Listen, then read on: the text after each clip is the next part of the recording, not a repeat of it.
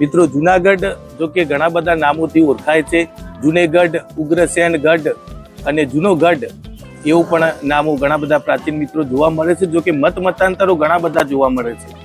મિત્રો સ્વાગત છે અમારી યુટ્યુબ ચેનલમાં અને આજે આપણે આવ્યા છીએ જુનાગઢ ખાતે।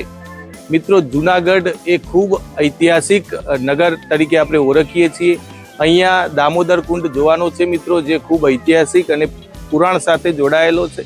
તો ચાલો આખો જ આ દામોદર કુંડ તમને બતાવીએ। મિત્રો જુઓ, દામોદર કુંડમાં આ પ્રકારે ઉતરવાના પગથિયા તમે જોઈ શકો છો। સામે દામોદર રાયજીનું ખૂબ સુંદર આ મંદિર છે મિત્રો, જોઈ શકો છો। અને એના પટાંગણમાં આ દામોદર કુંડ મિત્રો તમે નિહાળી શકો છો। અહીંયા તમે જુઓ આ પ્રકારે ઉતરવાનું છે અને આખું જ લોકેશન મિત્રો તમે જુઓ, આ પ્રકારનું બાંધકામ અહીંયા જોવા મળે છે, ખૂબ સુંદર છે મિત્રો। અને આ છે આખો જ દામોદર કુંડ મિત્રો, આપ નિહાળી શકો છો। ખૂબ પવિત્ર ગણાતો આ દામોદર કુંડ મિત્રો જુઓ, નરસિંહ મહેતાની પ્રતિમા પણ અહીંયા જોવા મળે છે। ખૂબ પ્રાચીન અને ઐતિહાસિક આ દામોદર કુંડ મિત્રો આપ નિહાળી રહ્યા છો। અને સામે છે દામોદર રાયજીનું આખું જ મંદિર, ત્યાં જવાની સીડીઓ પણ છે। જુઓ મિત્રો, આ ખૂબ ઐતિહાસિક મહત્વ ધરાવતો સરસ મજાનો આ દામોદર કુંડ। એવું કહેવાય છે કે અહીંયા સ્નાન કરવાથી પાપોનો નાશ થાય છે।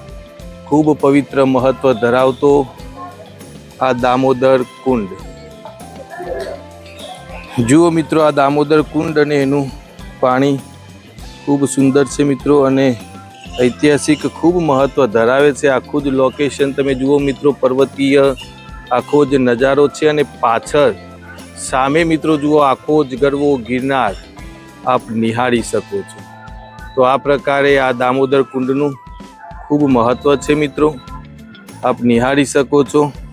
આ દામોદર કુંડ જેમાં સ્નાન કરવાથી પાપોનો નાશ થાય છે મિત્રો। 15મી સદીમાં જે મહાન આદિકવિ નરસિંહ મહેતા પણ અહીંયા રોજ સવારે આવી અને સ્નાન કરતા એવી પણ એક લોકવાયકા જોવા મળે છે। ખૂબ સુંદર છે મિત્રો, અને લાંબા પ્રમાણમાં છે, તમે જોઈ શકો છો। આ પ્રકારે આખો જ દામોદર કુંડ દેખાય છે। ચારે તરફ અહીંયા પગથિયા મિત્રો જોવા મળે છે। તો આ છે આખો જ દામોદર કુંડ મિત્રો, ગિરનારની તળેટીમાં વસેલો આ ઐતિહાસિક અને ધર્મ સાથે જોડાયેલો મહત્વનો દામોદર કુંડ। મિત્રો આ દામોદર કુંડ લગભગ 45 મીટર જેટલો લાંબો છે અને 27 મીટર એની પહોળાઈ આપ નિહાળી શકો છો। મિત્રો આ દામોદર કુંડ ખૂબ ઐતિહાસિક મહત્વ ધરાવે છે અને 15મી સદીમાં આદિકવિ તરીકે જે નરસિંહ મહેતા હતા એ અહીંયા સવારે આવી અને સ્નાન કરતા હતા। પુરાણ સાથે જોડાયેલો છે। એવું કહેવામાં આવે છે કે આ દામોદર કુંડમાં સ્નાન કરવાથી વ્યક્તિ પવિત્ર બને છે અને એના પાપોનો નાશ થાય છે। મિત્રો તમે જુઓ, અહીંયા પાણી પણ એક પવિત્ર સ્ત્રોત અહીંયા ગણવામાં આવે છે મિત્રો, તમે જોઈ શકો છો। આ પાણી અહીંયા આ આખું જ પાણી મિત્રો જોવા મળે છે। અહીંયા ઘણા બધા લોકો અને સ્ત્રીઓ પણ તમે જુઓ અહીંયા સ્નાન કરતી નજરે પડે છે। તો મિત્રો આખો જ આ 45 મીટર લાંબો આખો જ આ કુંડ છે મિત્રો, ખૂબ સુંદર અને ઐતિહાસિક મહત્વ ધરાવે છે અને ગિરનારની તળેટીમાં આવેલો છે। મિત્રો ઘણી બધી લોકવાયકાઓ આ કુંડ સાથે જોડાયેલી છે, જો કે અમે કોઈ દંતકથાની પુષ્ટિ કરતા નથી, પરંતુ ખૂબ સુંદર અને ઐતિહાસિક મહત્વ ધરાવતો આ કુંડ છે। અને આ કુંડની બિલકુલ સામે મિત્રો તમે જુઓ, દામોદર રાયજીનું આખું જ મંદિર છે, જે લગભગ 1890 આસપાસ નિર્મિત છે। ખૂબ સુંદર મંદિર છે અને વિશાળ પ્રમાણમાં મિત્રો આ મંદિર જોવા મળે છે। અહીંયા હજારોની સંખ્યામાં શ્રદ્ધાળુઓ આવે છે અને દર્શન કરે છે।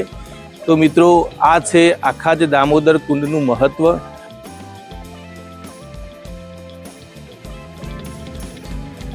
મિત્રો આ છે આખો જ દામોદર કુંડ, જે જૂનાગઢનું એક શાન કહી શકાય। મિત્રો જુનાગઢ જો કે ઘણા બધા નામોથી ઓળખાય છે. જુનેગઢ, ઉગ્રસેન ગઢ અને જૂનો ગઢ એવું પણ નામો ઘણા બધા પ્રાચીન મિત્રો જોવા મળે છે. જો કે મતાંતરો ઘણા બધા જોવા મળે છે, પરંતુ આ છે મિત્રો દામોદર કુંડ, જે જુનાગઢની શાન કહી શકાય અને ઐતિહાસિક ખૂબ એનું મહત્વ છે. હિન્દુ જે પવિત્ર ધર્મ છે એની સાથે જોડાયેલો છે અને એવું કહેવાય છે કે 15મી સદીમાં નરસિંહ મહેતા અહીંયા આવતા અને રોજ સવારે આ કુંડમાં સ્નાન કરતા.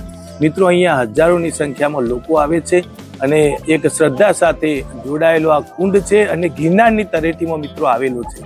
તો મિત્રો આ છે અમારો એક સરસ મજાનો પવિત્ર ધાર્મિક અને ઐતિહાસિક વિડીયો.